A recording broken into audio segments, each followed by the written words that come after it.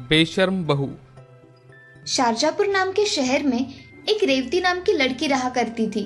वो बहुत ही सुंदर दिखा करती थी। कॉलेज में उसके बहुत से लड़के दीवाने थे। अब एक दिन रेवती अपनी माँ से, गुड मॉर्निंग मॉम, मुझे कुछ पैसे चाहिए, कुछ काम है। अरे तुम्हें पैसे किस लिए चाहिए?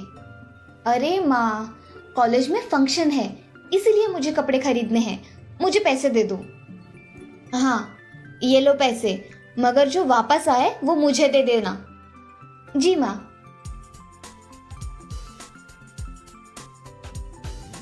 रेवती ऐसा कहकर वहां से पैसे लेकर चली जाती है और दुकान से ड्रेस लेकर बाकी के पैसों से अपना मेकअप का सामान खरीद लेती है।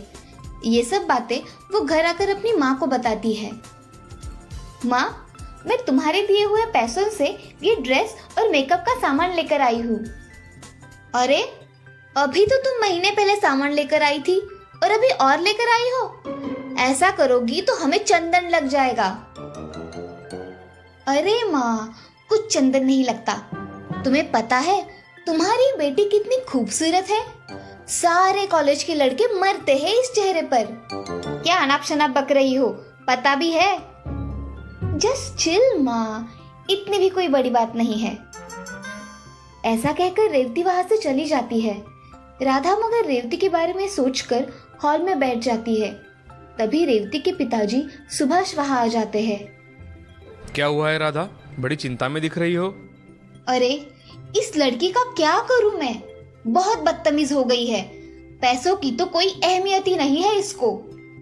मेरे दोस्त का लड़का है रवि, बहुत पढ़ा लिखा है और अच्छी जॉब भी करता है, बैंक में मैनेजर है। उसकी शादी के लिए लड़की देख रहे हैं। मैं सोच रहा हूँ कि हमारी रेवती अब बड़ी हो गई है, क्यों ना हम उसकी शादी कर दे, तो वह बड़ी और समझदार बन जाएगी। हाँ वैसे आप सही कह रहे हो। जिम्मेदारी पड़ेगी तो ये सीधी भी हो जाएगी और ये रिश्ता भी अच्छा है। तो मैं कल ही बात कर लेता हूँ, शुभ काम में देरी नहीं करनी चाहिए। जी, जैसा आप ठीक समझे। मैं रेवती को कल सुबह इसके बारे में बता दूंगी। चलो अब सो जाते हैं, सुबह जल्दी उठना है। जी चलिए। ऐसा कहकर सुभाष और राधा सो जाते हैं। अगले दिन रेवती की माँ उसको सारी बातें बता देती है और रेवती भी लड़का देखने के लिए तैयार हो जाती है। अगले दिन रेवती के घर रवि, उसकी माँ शीला और उसके पिताजी किशन आते हैं। थोड़ी बातें हो जाने के बाद राधा रेवती को लेकर वहां आती है। रेवती दिखने में सुंदर होने के कारण रवि को वो देखते ही पसंद आ जाती है और तभी रवि के घर वाले इस रिश्ते के लिए हाँ कह देते हैं। कुछ ही दिनों बाद उनकी शादी हो जाती है। रेवती नई होने के कारण उसकी सास को कोई मदद नहीं किया करती थी। उसकी सास एक दिन, अरे ओ बहू, जरा चाय बनाओ हम सबके लिए, आज तुम्हारे हाथ की चाय पियेंगे। माँ जी, मुझे चाय नहीं बनानी आती।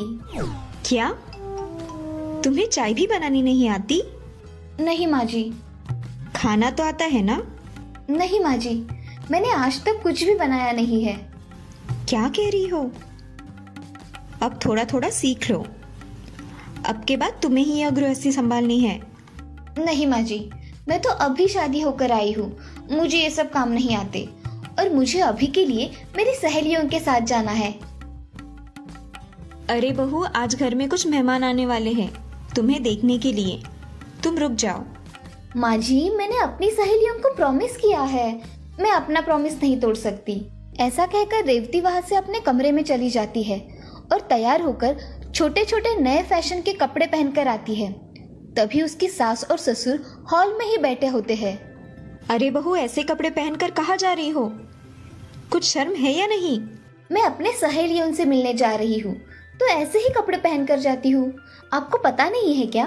अरे बहू, साड़ी में ना सही, पर तुम पंजाबी ड्रेस पहनकर जा सकती हो ना? मैं पहले से ही ऐसे कपड़े पहनती हूँ सासू माँ। अरे शीला, मेरी चाय लेकर आओ, वही बातें करोगी क्या? हाँ, अभी लेकर आती हूँ। और बहू, तुम घर जल्दी आना, ठीक है? ये सास भी ना बहुत रोक टोक लगाती रहती है। जाने दो, मैं तो मेरे फ्रेंड से मिलने जा रही हूँ। ये लीजिए आपकी चाय। और आपने तो बहू को कुछ भी नहीं कहा ऐसे कपड़े पहनने पर। बेशर्मी की भी कोई हद होती है। जाने दो भाग्यवान, धीरे धीरे इस घर के सारे तौर तरीके सीख जाएगी हमारी बहू। मुझे तो नहीं लगता। यहाँ तो चाय बनानी भी नहीं आती, तौर तरीके तो दूर की बात है। ऐसा कहकर शीला अपना काम करने किचन में चली जाती है। ऐसे ही कुछ दिन बीत जाते हैं। तभी घर पर रेवती की कुछ सहेलियां आ जाती है। हाय रेयू, कैसी हो? और ये काम वाली रखी है क्या तुमने? हाय सोना शिवानी, कैसी हो तुम? ये मेरी सास है। आओ बैठकर बातें करते हैं। ऐसा कहकर सोना, शिवानी और रेवती बैठकर बातें करने लगते हैं। उसी समय रवि ऑफिस के लिए निकलता है और उन सहेलियों की बातचीत उसके कानों पर पड़ती है। तभी रवि, अरे रेवती, ये कौन है हमारे घर पर? रवि ये मेरी दोस्त है, मुझसे मिलने यहाँ आई है। अच्छा, मगर तुमने इन्हें बताया नहीं कि माँ के बारे में कुछ कहा तो मुझे पसंद नहीं है, और ये माँ को काम वाली कह रही है और तुम चुप हो। जाने दो ना रवि, क्यों बात का बतंगड़ बना रहे हो? तुम्हें समझ में आना चाहिए रेवती, किसकी हैसियत क्या है, समझी? ऐसा कहकर रवि वहाँ से चला जाता है। रेवती की सहेलियां भी खुद का इंसल्ट होने की वजह से जाने के लिए निकलती है। अरे रेवती, हम निकलते हैं, बहुत देर हो गई है।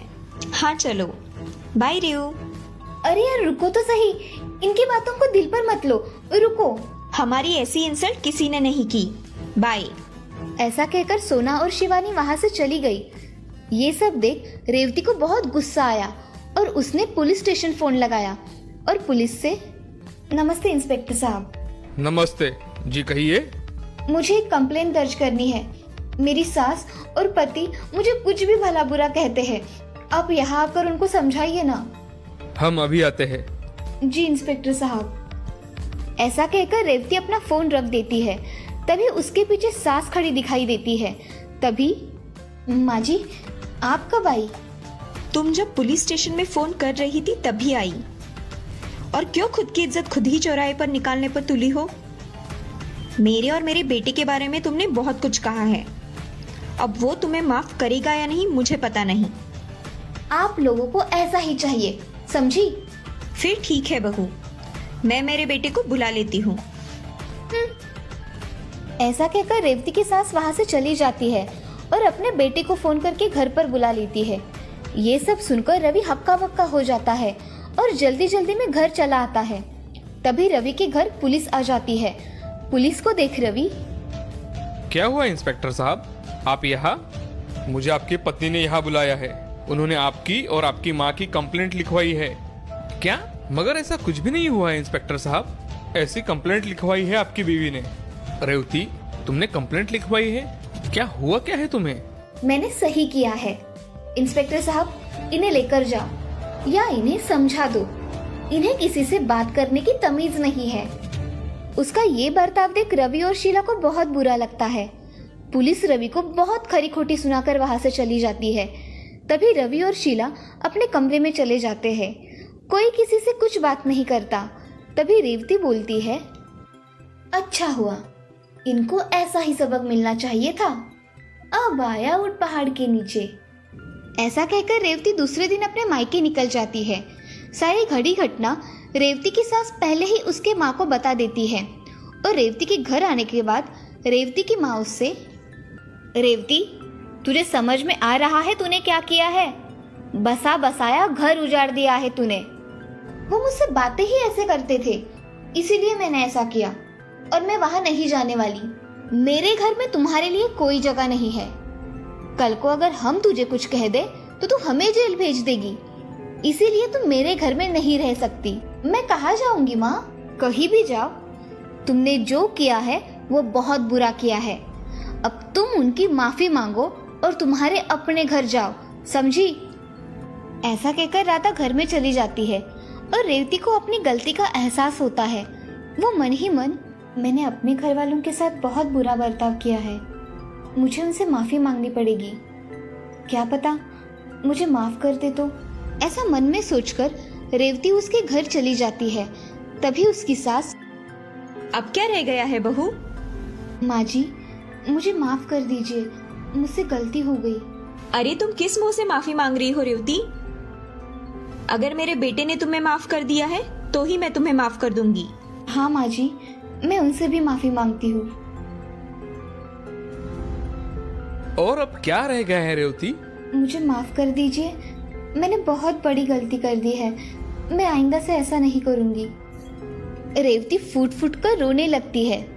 तभी रवि उसकी गलतियों को माफ कर उसे गले लगा लेता है और तभी से रेवती अपना स्वभाव बदल देती है। अब वो घर में सारे काम मन लगाकर सीखती है और बड़ों का सम्मान करती है। अब वो पहले वाली बेशरम बहू नहीं रही थी, अब वो संस्कारी बहू बन गई थी। इस कहानी से हमें ये सीख मिलती है कि जिंदगी में हमेशा दूसरों के प्रति आदर रखना चाहिए, कभी भी किसी का अपमान नहीं करना चाहिए, सभी के साथ अच्छा व्यवहार करना चाहिए। झगड़ालू